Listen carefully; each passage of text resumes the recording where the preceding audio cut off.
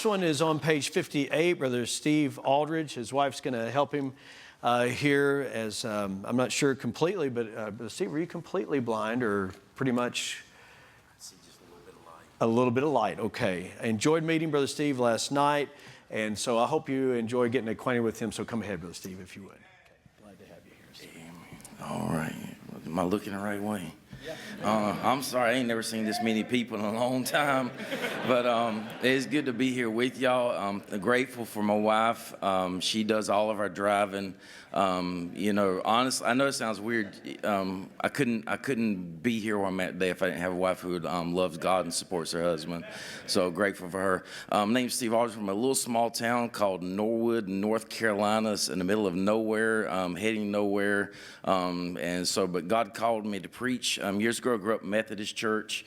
I really didn't want to go back to church. When I turned 18, I kept that promise until I met my wife, and she told me I had to be saved to get married. And the preacher said the same thing. I just went through the motions, made a false profession just so we could get married. That was my only options, either say it or not get married. So I chose to say it, and got saved a couple years later. Heavy conviction.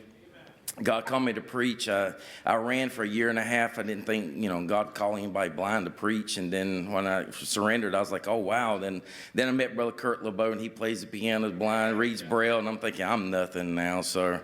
But then God called me. He really started just burdening my heart. Went to Honduras on a mission trip, preached down there, got to lead a blind man to the Lord.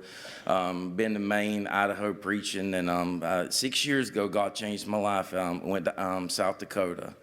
And right after that, I got a phone call in the church that I was at. They said their pastor had left. Would you consider going? I said, absolutely.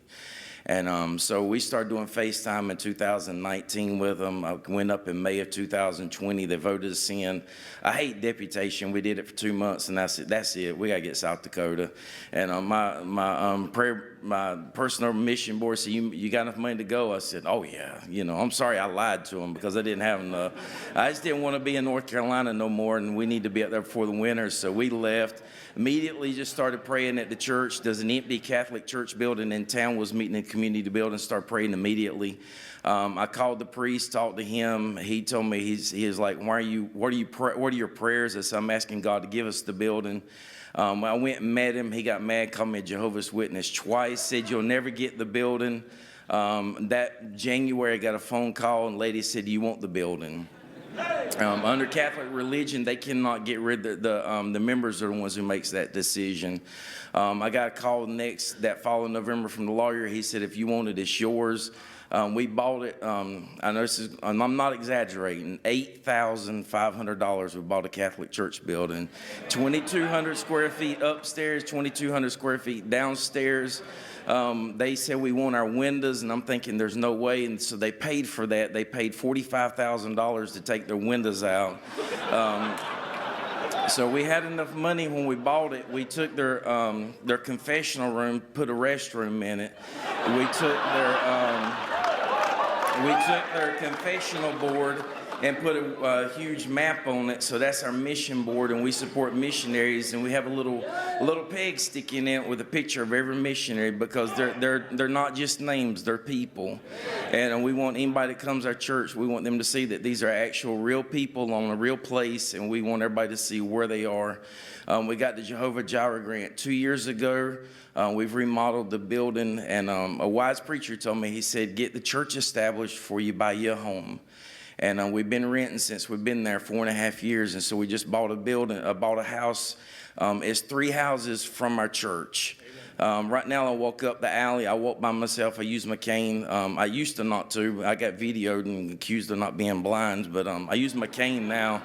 And so our house is like 3 houses from the front door of the church. We only paid $9,500 for the house, but we got to get it remodeled. I've got 12 men from Eastside Baptist Church, where Brother Jason Jetts, the pastor. I got back from North Carolina I think it was a week ago today, and he sent me down in the office. He said, we can come and help you if you want it. And I was like, absolutely. And so we got people lined up. So our goal is if we can get the house fixed and we're not in debt, then what the church pays. We're a small town. We're 250 people. So we'll never be, the other stuff. But that's all right. That's our garden, and that's my field. And as the preacher said last night, you know, they combine 110 acres when other people had 1,000 acres, but that's fine. It still need to get combined. And I write columns as well. I'm in the newspaper where I'm at. My last one was I called it Sausage Balls. It takes Bisquick, sausage, and cheese, and if you add anything else to it, it's not what it is. And so I relate it to the book of Galatians where they wanted to add circumcision to salvation, and that's not right. I wrote one at Christmas about, hello, I'm from Amazon. You don't celebrate the one who brought the gift. You celebrate the gift that was given. It's not about Amazon, and it's not about Mary. It's about Jesus. And so I write things to relate things to make it real personal. But what we're going to do is once we get moved in, the amount of money that the church pays for rent will actually become income. If my wife works, then that means I can't go anywhere. And so we're trying to get it where it's easy for us to be able to, I get calls all the time. I've had to take people we've took somebody to Sioux Falls, 2 hours away. We had somebody from a church get missing in the river, so we was up till like 2 o'clock in the morning with that. Funerals, I've had somebody asked me to preach a lady's funeral because nobody else invited them to church but us. And so if somebody in our town passes away, I run the smoker, I'll cook ribs, pork butt, whatever I can do. We just try to love on our people. And everybody in town calls me pastor. And but really that's our goal, is just to turn our rent to income instead of just paying somebody to live there. And so, you know, I get some support. Government supports me as a missionary as well. They call it Social Security. I call it mission support. And so, you know, it's convenient. You know, somebody calls, my wife's able to take me, and she's working. I'm kind of just kind of trapped. So that's kind of our goal. And we've got everything lined up. Just got the workers ready. We just need the funds to get the house done, and then we'll hopefully get moved in by April.